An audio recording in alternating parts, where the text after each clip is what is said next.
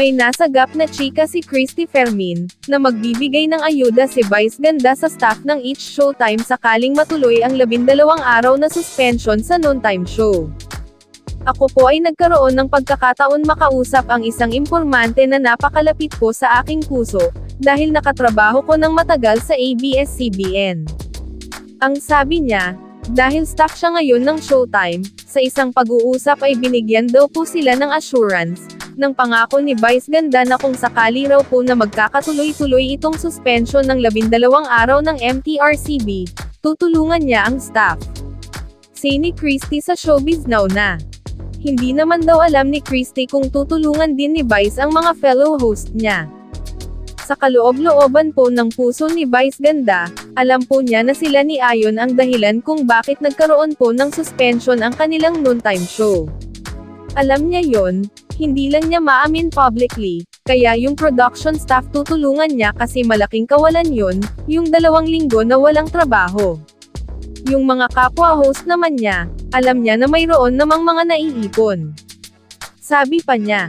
Samantala, itinanggi ni MTRCB Chairperson Jory Lala Soto Antonio, na inimpluwensyahan nito ang kapisanan ng social media broadcasters ng Pilipinas, sa pagsasampa ng kaso laban sa It's Showtime hosts, na sina Vice Ganda, at Ayon Perez. Sa isang pahayag nitong Miyerkules, September 13, unang ipinaliwanag ni Soto ang tungkol sa larawan na kumakalat sa social media, kung saan makikita ang pakikipagpulong niya sa mga miyembro ng KSMBPI.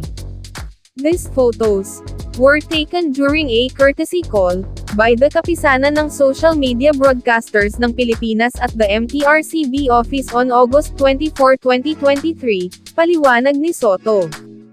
The purpose of this visit was to express their support for our efforts in monitoring film and TV broadcasts, recognizing that the MTRCB operates as a small agency with limited manpower. Thus, the MTRCB welcomes their expression of support on ensuring responsible and quality content in the entertainment industry in line with our mandates under PD 1986, saad pa niya. Ayon pa kay Soto, wala raw talagang kinalaman ang MTRCB sa naging pagsasampa ng kaso ng KSMBPI, laban kina Vice at Ayon, kaugnay ng isyu ng pagkain ng mga ito ng icing ng cake, sa segment na Isip Bata.